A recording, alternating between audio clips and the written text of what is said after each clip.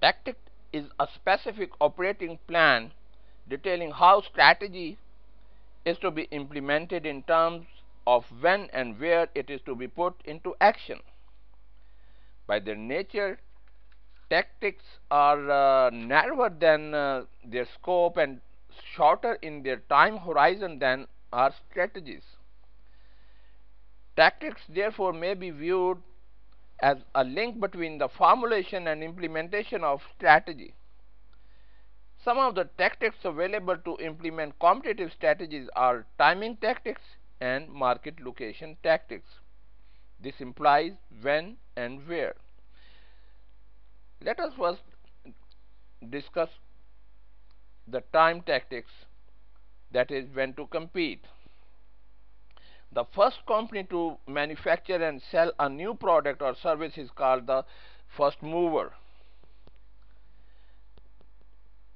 Some of the advantages of being a first mover are that the company is able to establish a reputation as an industry leader, move down the learning curve to assume the cost leader position, and earn temporarily high profits from buyers who value the product or service very highly. A successful first mover can also set the standard for all subsequent products in the industry.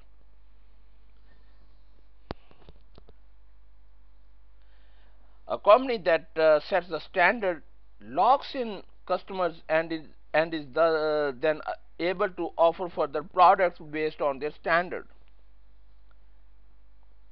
If the first mover has sufficient resources to both exploit the new market and to defend its position against later arrivals with greater resources.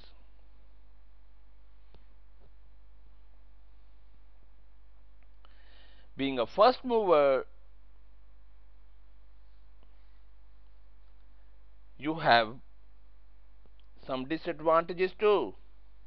These disadvantages can be conversely advantages enjoyed by late mover firms, and late mover firms may be able to imitate the technological advances of others and thus keep R&D costs low, keep risks down by waiting until a new market is established, and take advantage of the first mover's natural inclination to ignore market segments. We now discuss about market location tactics, that is, where to compete. A company or business unit can implement a competitive strategy either offensively or defensively. An offensive tactic usually takes place in an established competitor's market location, while a defensive tactic usually takes place in the firm's own current market position as a defense against possible attack by a rival. So, a short description about offensive tactics.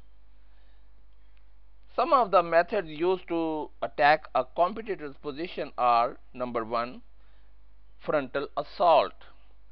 The attacking firm goes head to head with its competitor. It matches the competitor in every category from price to promotion to distribution channels. And to be successful, the attacker must not only have superior resources but also the willingness to, to preserve.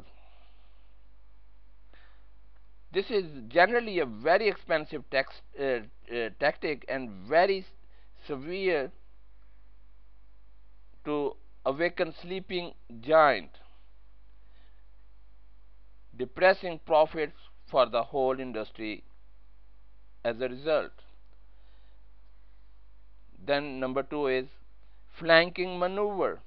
Rather than going straight for a competitor's position of strength with a frontal assault, a firm may attack a part of the market where the competitor is weak. Number 3, bypass attack. Rather than directly attacking the established competitor frontally or on its flanks, A company or business unit may choose to change the rules of the game. This tactic attempts to cut the market out from under the established defender by offering a new type of product that makes the competitor's product unnecessary. Now, number 4, encirclement. Number 4 of offensive tactics. Usually evolving out of a frontal assault or flanking maneuver, encirclement occurs as an attacking company or unit encircles the competitor's position in terms of products or markets, or both.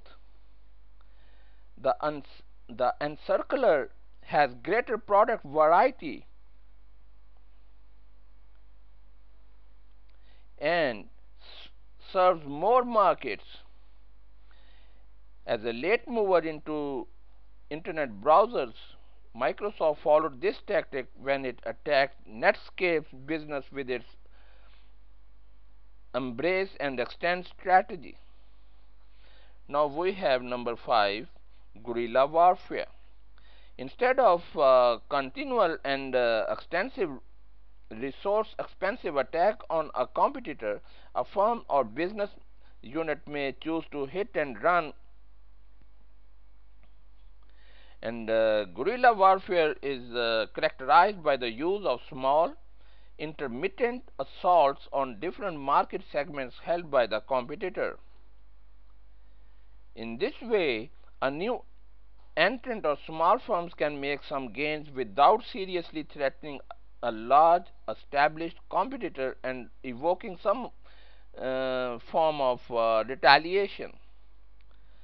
To be successful, the firm or unit conducting guerrilla warfare must be patient enough to accept small gains and to avoid pushing the established competitor to the point that it must respond or else lose face. Now we have defensive tactics.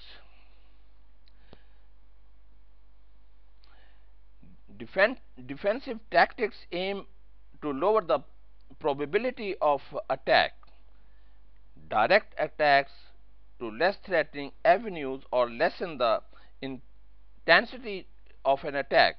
Instead of increasing competitive advantage per se, they make companies or business units' competitive advantage more sustainable by causing a challenger to conclude that an attack is unattractive. These tactics deliberately reduce short-term profitability to ensure long-term profitability.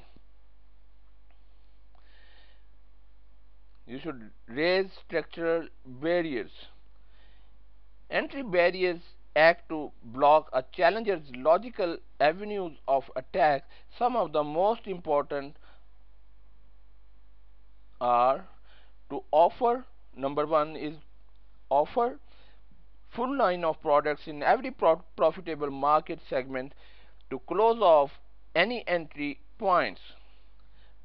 Number 2, block channel access by signing exclusive agreements with distributors. Number 3, raise buyer switching across by offering low cost training to users. Number 4, raise the cost of gaining trial users by keeping prices low on items new users are more likely to purchase. Number 5, increase scale economies to reduce unit costs. Number 6, foreclose alternative technologies through patenting or licensing. Number 7, limit outside access to facilities and personnel. Number 8, tie up suppliers by obtaining exclusive contracts or purchasing key locations. Number 9, avoid suppliers that also serve competitors. And finally, number 10, encourage the government to raise barriers such as safety and pollution standards to favorable trade policies.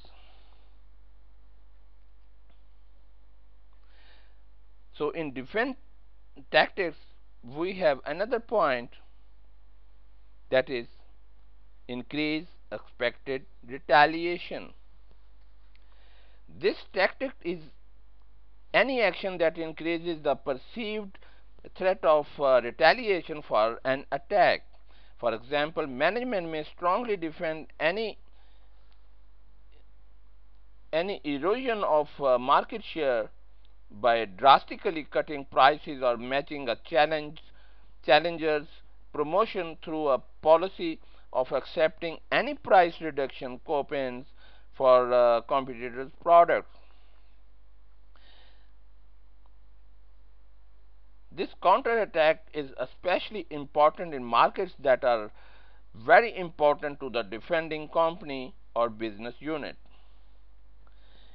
And we have another point under defensive tactics.